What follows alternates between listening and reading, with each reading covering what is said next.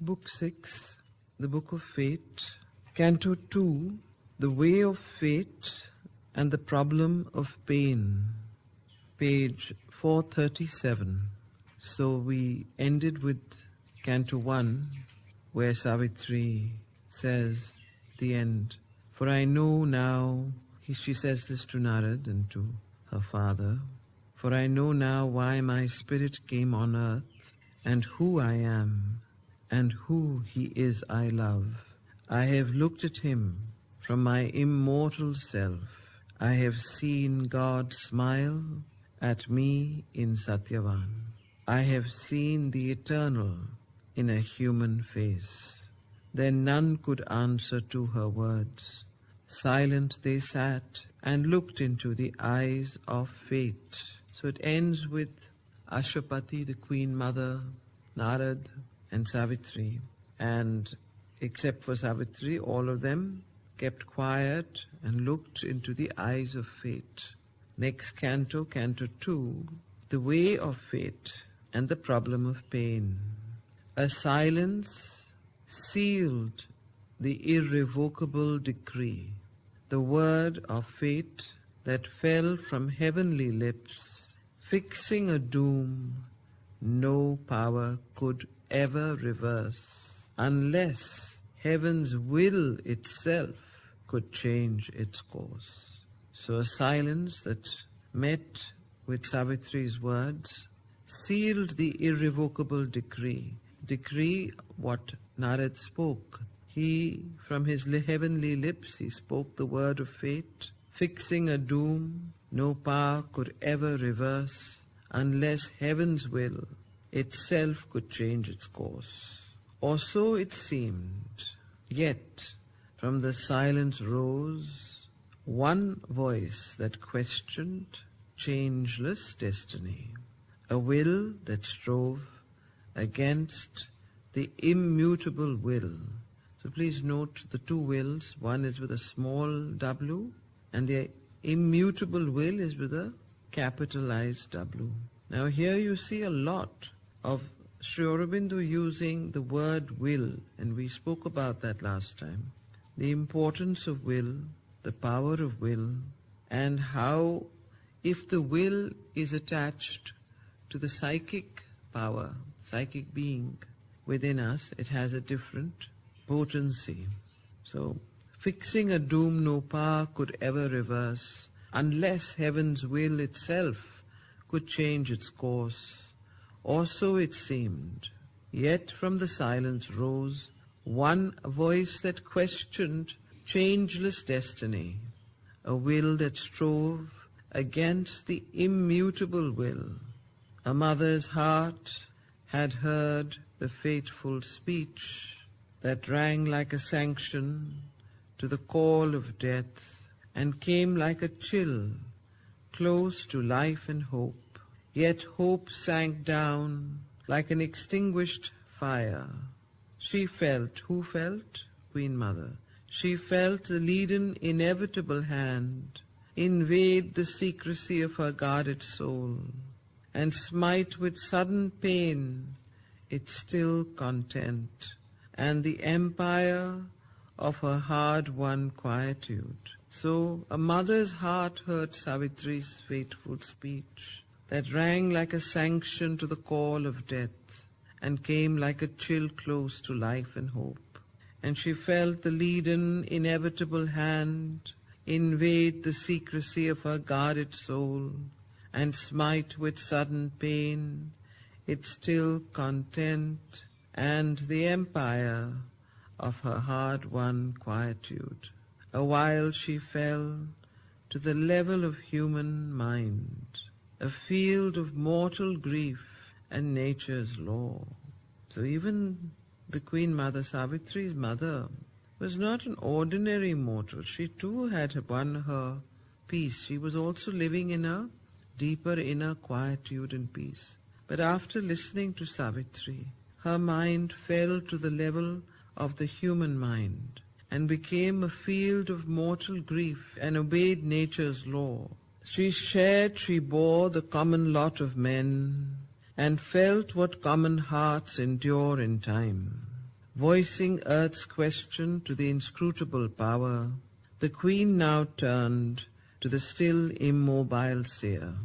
Assailed by the discontent in nature's depths, partner in the agony of dumb-driven things, and all the misery, all the ignorant cry, passionate like sorrow, questioning heaven, she spoke. Lending her speech to the surface soul on earth, she uttered the suffering in the world's dumb heart and man's revolt against his ignorant fate. So now the Queen Mother, who has come down to the human level, speaks, passionate like sorrow, questioning heaven, she spoke. And she lends her speech to the surface soul, like an ordinary human mother would speak. She uttered the suffering in the world's dumb heart and man's revolt against his ignorant fate. The Queen Mother addresses Narad and says, O seer in the earth's strange twine-natured life, by what pitiless adverse necessity, or what cold freak of a Creator's will, by what random accident or governed chance, that shaped a rule out of fortuitous steps, made destiny from an hour's emotion, came into the unreadable mystery of time, the direr mystery of grief and pain. So she asked Narad, by what random accident or governed chance, that shaped a rule out of fortuitous steps, made destiny from an hour's emotion, came into the unreadable mystery of time, the direr mystery of grief and pain. Where is this law of grief and pain come from, she asked Narad. Is it thy God who made this cruel law? Is it your God who made this cruel law of grief and pain? Or some disastrous power has marred his work? Or has some disastrous power marred God's work? And he stands helpless, defend or save. A fatal seed was sown in life's false start, when evil twinned with good on earthly soil.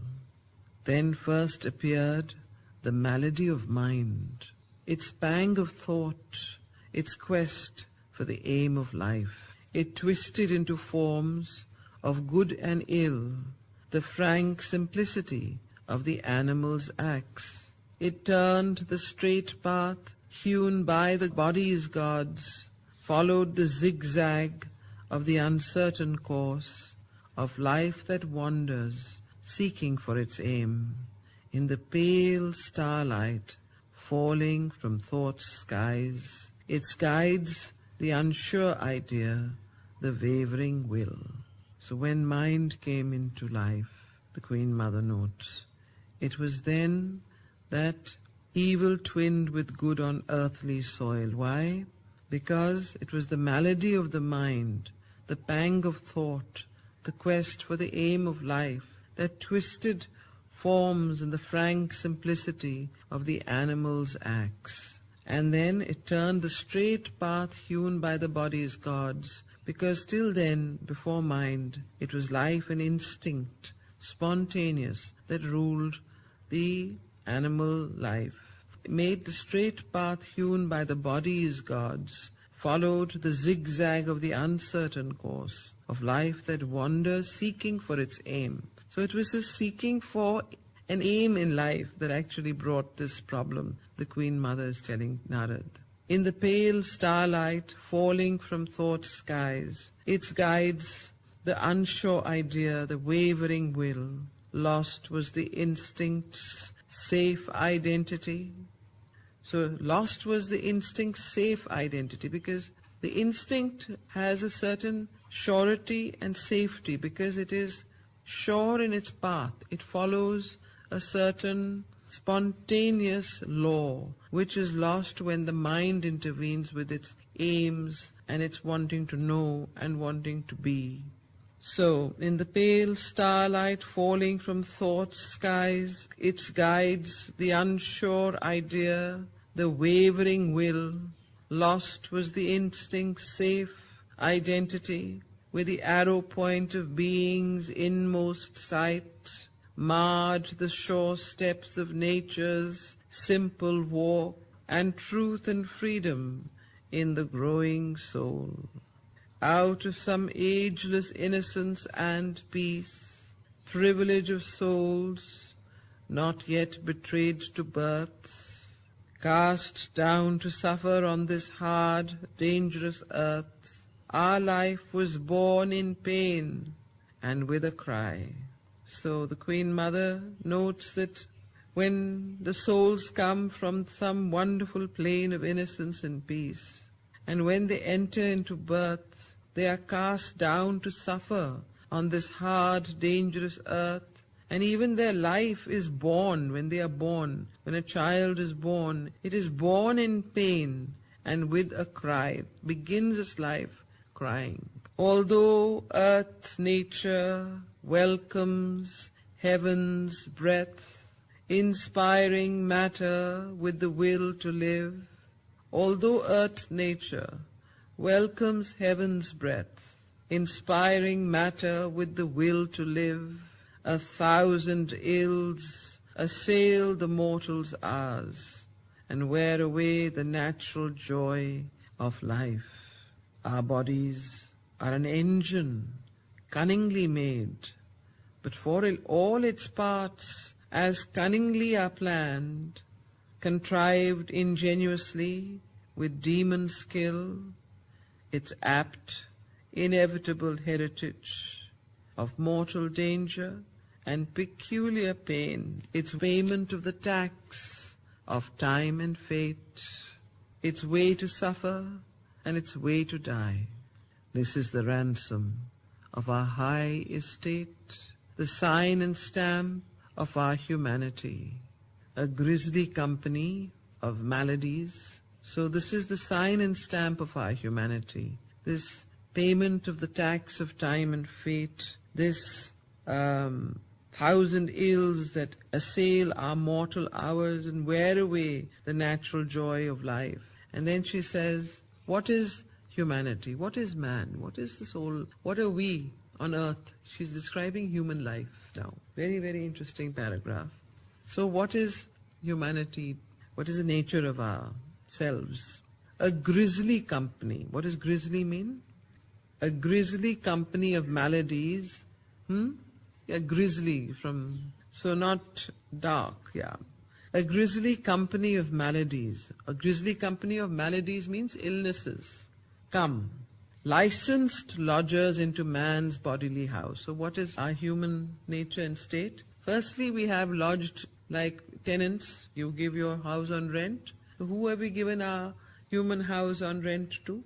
Different illnesses, maladies. We have some or the other issue or problem or some kind of illness harboring in our body.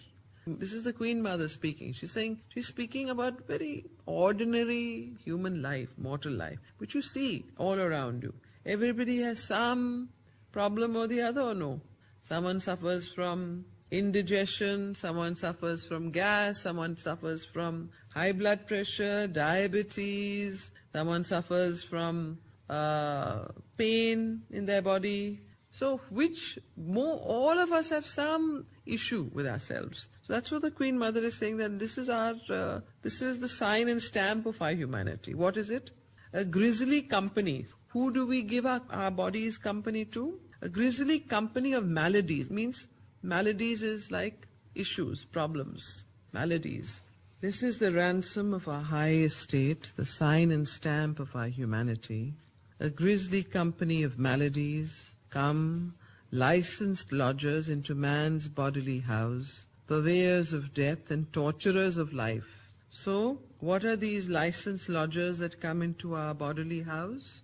So, come licensed lodgers into man's bodily house, purveyors of death and torturers of life. What are these wonderful tenants that we allow into our house?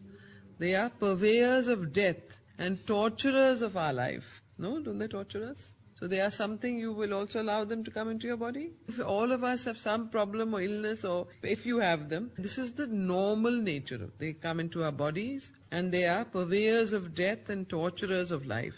In the malignant hollows of the world, So malignant hollows, please note the word malignant. In the malignant hollows of the world, in its subconscient caverned passages, ambushed they lie, waiting their hour to leap. So these tenants that we have housed, they lie quietly crouched in our bodies, and they wait for the coronavirus to leap out into us. So you see, we have these illnesses that are lodged already there, these germs. So this is what the Queen Mother is telling, and this is a fact. At one level of humanity and of nature, this is happening. Don't we see that in different forms? In the malignant hollows of the world, in its subconscious cavern passages, ambushed they lie, waiting their hour to leap, surrounding with danger the seized city of life. So the city of life here is the human city, the body. Admitted into the citadel of man's days, the ones they admitted into the citadel, into the house, the palace of man's days, our body is being compared or likened to a citadel, like a house, a building. In the malignant hollows of the world, in its subconscious cavern passages, ambushed they lie. Who lie? The maladies. Ambushed they lie, waiting their hour to leap, surrounding with danger the seized city of life, admitted into the citadel of man's days. They mine his force and maim or suddenly kill. So what do? They mime his force. What does mime his force mean? They undermine, It means that they reduce, They reduce his force and maim or suddenly kill. So, surrounding with danger the sea city of life, admitted into the citadels of man's days, they mime his force and maim or suddenly kill. So they cut or kill or hurt, undermine his force. Maim is inflicting a wound, okay. So they mime his force and maim or suddenly kill. Ourselves within us, lethal forces nurse. So we ourselves, the Queen Mother says, within us, we nurse lethal forces. We don't need to invite them from outside us. They're already within us. Ourselves within us, lethal forces nurse. We make of our own enemies our guests. We invite them in. We make of our own enemies maladies and problems and illnesses and issues. We make them into wonderful guests to enter into our own house, our own building of life. So we make of our own enemies our guests. Out of their holes like beasts, they creep and gnaw the chords of the divine musician's lyre, till frayed and thin the music dies away, or crashing snaps with a last tragic note. So these guests that we invite, who are our own enemies, they come out of their holes. I told you they hide. They come out of their holes like beasts and creep and gnaw. Gnaw means eat up. The chords of the divine musician's lyre. Now what does he mean? Who is he referring to? The chords of the divine musician's lyre. Till frayed and thin the music dies away, or crashing snaps with a last tragic note. Life, our life. They gnaw, they creep into our life and they wear it away, so that our music, which is our life force, wanes away and slowly dies. You understand the prana shakti? All that we are is like a fort beset. All that we strive to be alters like a dream. All that we strive to be alters like a dream in the grey sleep of matter's ignorance. Mind suffers lamed by the world's disharmony and the unloveliness of human things, a treasure misspent or cheaply, fruitlessly sold in the bazaar of a blind destiny. A gift of priceless value from time's gods, lost or mislaid in an uncaring world. Life is a marvel missed and art gone wry, a seeker in a dark and obscure place, an ill-armed warrior facing dreadful odds, an imperfect worker given a baffling task, an ignorant judge of problems, ignorance made, an ignorant judge of problems, ignorance made, its heavenward flights reach closed and keyless gates, its glorious outbursts peter out in Maya. On nature's gifts to man a curse was laid. So, on nature's gifts, what nature gave to man, there was a curse that nature laid on all the gifts it gave to humanity, to us. All walks enarmed by its own opposite. So whatever gift that nature gave us, everything was given with its opposite.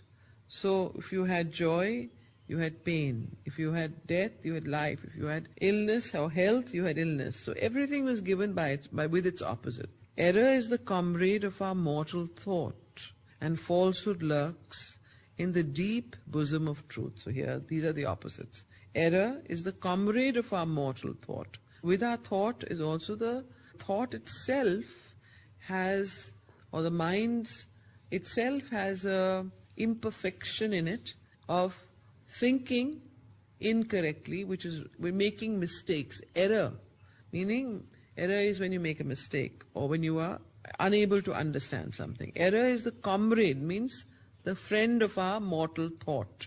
And falsehood lurks in the deep bosom of truth. And falsehood is deeply inside the bosom of truth. Sin poisons with its vivid flowers of joy. Sin poisons with its vivid flowers of joy, or leaves a red scar burnt across the soul. Virtue is a grey bondage and a jail. So even virtue is a grey bondage and a jail.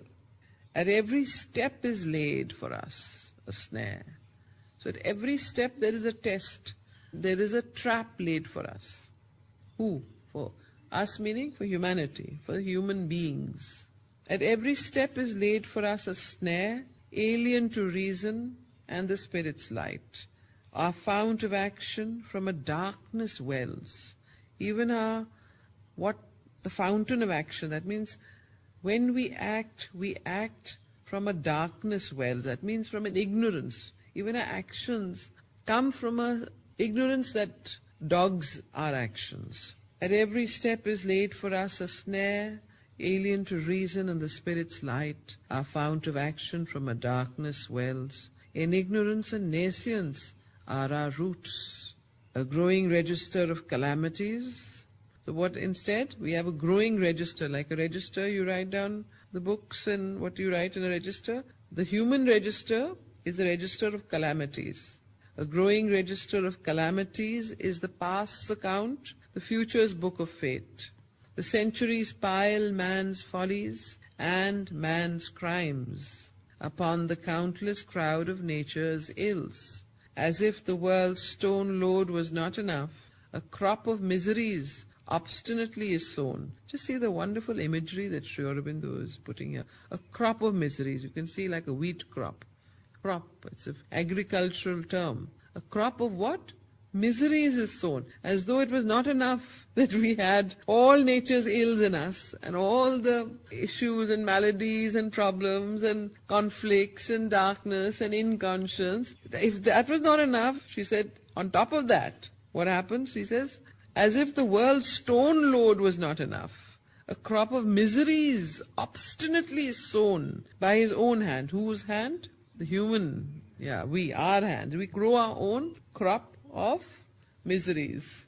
Okay? By our own hands. By his own hand in the furrows of the gods. So you know the furrows in a field where you grow the crop? In the kheti, you know. So we also, in the furrows of the gods also, we grow our wonderful crop of miseries. So see the wonderful image. Next time you see a field and you go by, you see the crop, you can see this is what we do.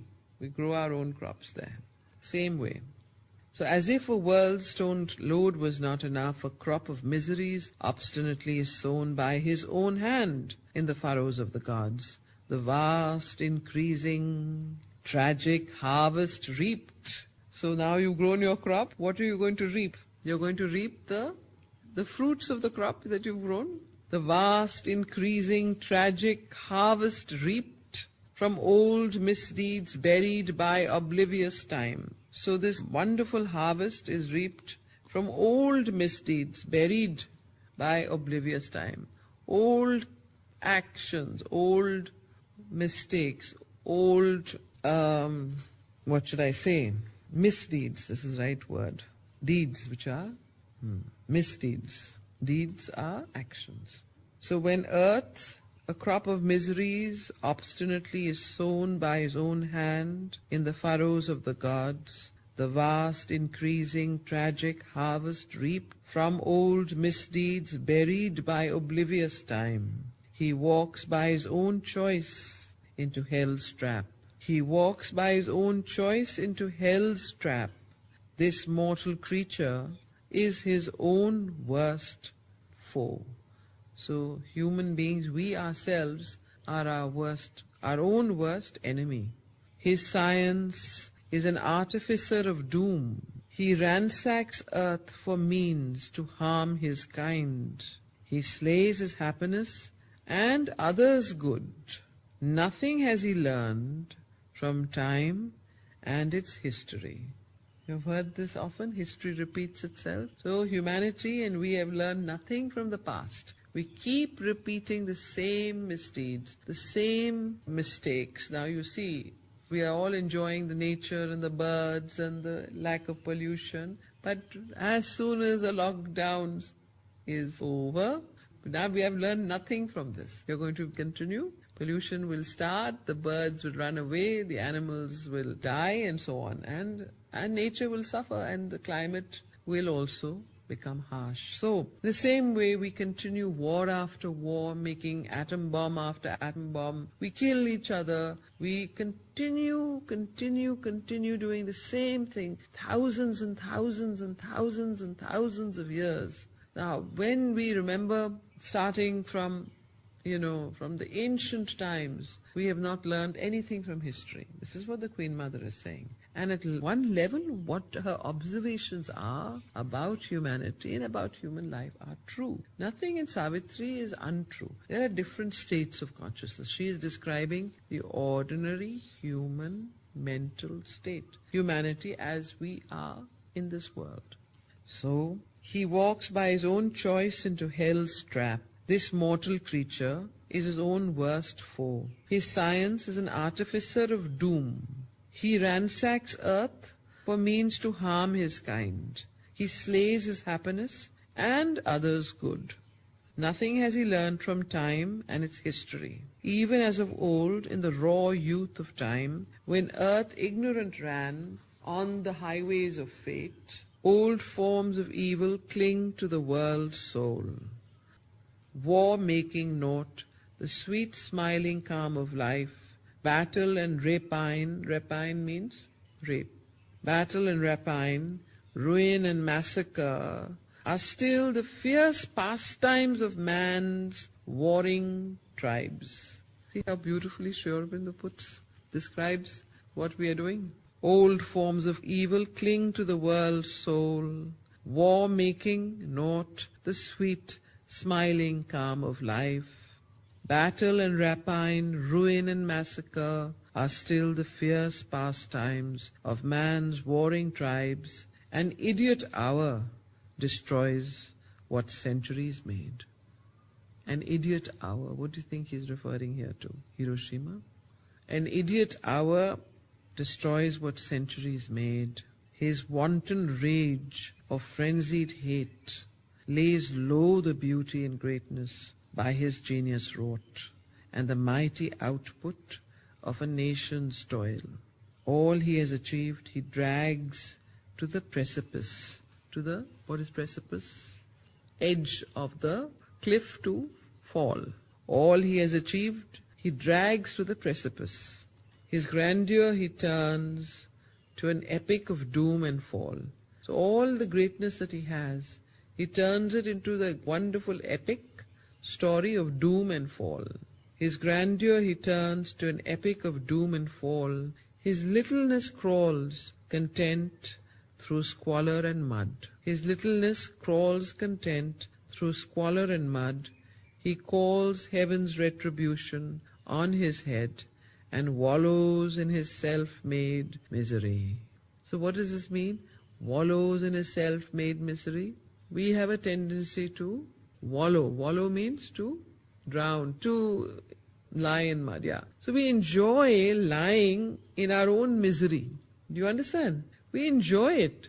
Like you roll in mud and you enjoy. This is an enjoyment we have. We love to be victims. Yeah, swine activities like pigs. We wallow, not in mud. We wallow in our own misery. We enjoy, we dwell on our misery, on our misfortune, on our problems, on our grief, on our, what should I say? Oh, mujhe kya ho gaya, abhi kya ho gaya, and you carry on. You see all these old women even articulate it. You hear them on television and you hear them in your families, and they wallow in it, love to talk about it, think about it, cry about it, and oh, I'm in such a pain, and this has happened, and my daughter-in-law has done this to me, and my so-and-so has done that to me. You hear all these stories, all the time when you pick up the phone and talk to somebody. And so, they love it. And we tend to, suppose something happens to us, we also tend to, keep aggravating it and thinking about it and wallowing in it. We enjoy it. We enjoy the misery so much, human beings. So whenever you hear all these stories of this thing, best thing to tell them is to keep quiet.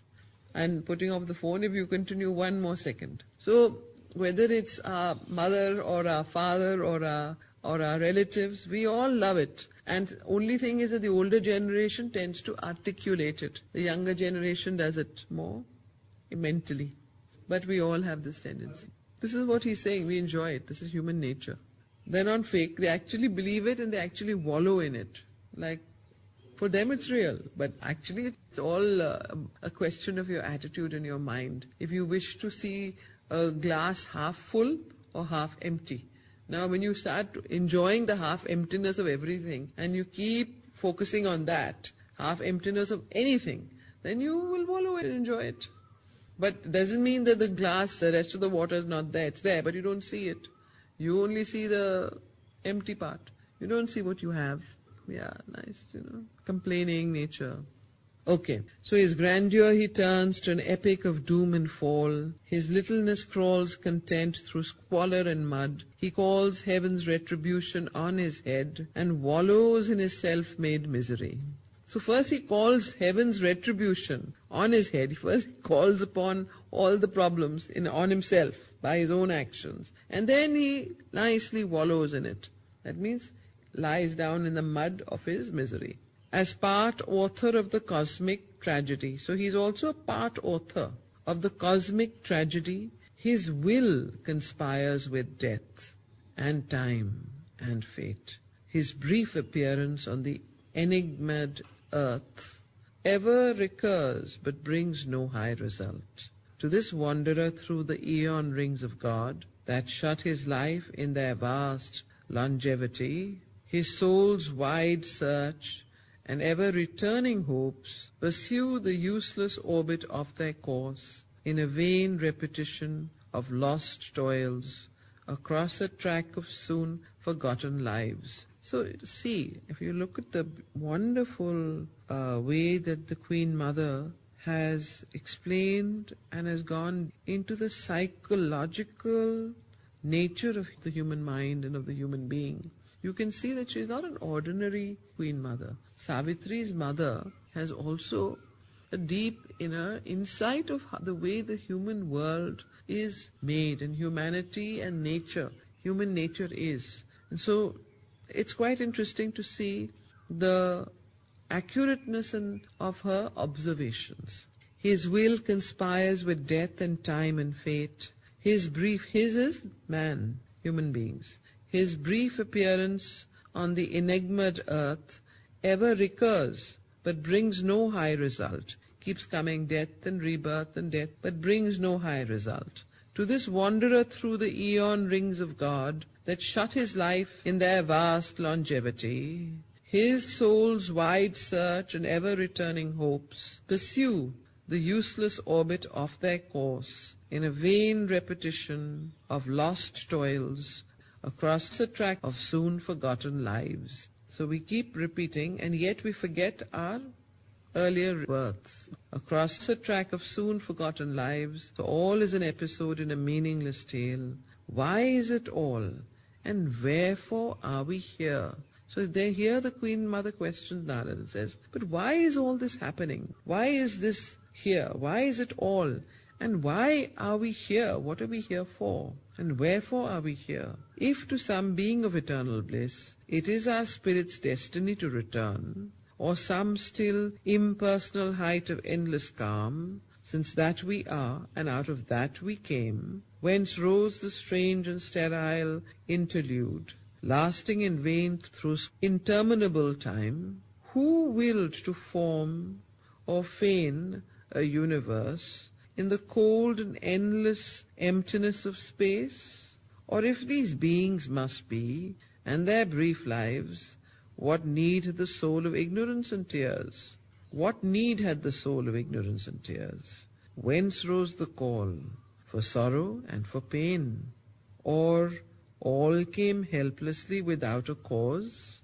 What power forced the immortal spirit to birth? The eternal witness, once of eternity, a deathless sojourner, mid transient scenes, he camps in life's half-lit obscurity, amid the debris of his thoughts and dreams, or who persuaded it to fall from bliss and forfeit its immortal privilege? So here the Queen is asking lots of questions to Narad. She's saying, please explain to me, what is the meaning? Why was this earth created? Who brought the universe, not only the earth, but the entire universe? Who gave it a form? How did the universe begin? And then in the universe, who made the cold and endless emptiness of space? Who willed it to form or feign a universe in the cold and endless emptiness of space? Or if these beings must be, and their brief lives, what need the soul of ignorance and tears?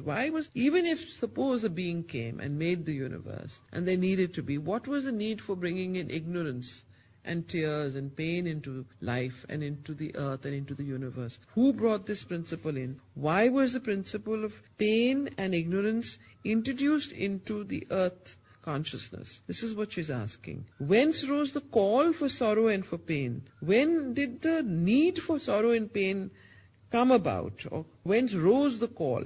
Who called for it? Or all came helplessly without a cause? Or are you trying to tell me all of this happened without any cause? It just happened because it happened. What power forced the immortal spirit to birth? And then on top of that, you've made a universe, you've introduced the law of ignorance, you've introduced the law of pain and sorrow, and then on top of that, you brought an immortal soul into earth, into a body, into life, and you've brought it down on earth. Why? Why was this immortal soul taken away from its immortal home and brought into this universe and into this earth? These are the questions she's asking. What power forced the immortal spirit to birth the eternal witness once of eternity, a deathless sojourner mid transient scenes? He camps in life half-lit obscurity, amid the debris of his thoughts and dreams. Or who persuaded it to fall from bliss and forfeit its immortal privilege? Who laid on it the ceaseless will to live, a wanderer in this beautiful, sorrowful world, and bear its load of joy and grief and love? Or if no being watches the works of time, what hard impersonal necessity compels the vain toil of brief living things? So if you're saying there is no higher being, no universal God or being that watches the works of time, then what hard impersonal necessity compelled the vain toil of brief living things? A great illusion then has built the stars. But where then is the soul's security, its poise in the circling of unreal suns? Or else it is a wanderer from its home. Or she's constantly asking and suggesting different hypotheses. Or else, is it a wanderer from its home who strayed into a blind alley of time and chance and finds no issue from a meaningless world? Or where begins and ends illusion's reign? Where does illusion begin and end? Perhaps the soul we feel is only a dream. Perhaps even the soul is a dream. Perhaps there is no immortal soul.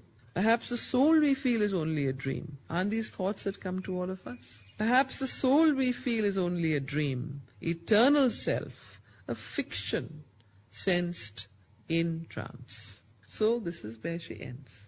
These are all the questions. Now, Narad replies to each and every question of us. Take it up next time. You must understand the questions first to appreciate the answers.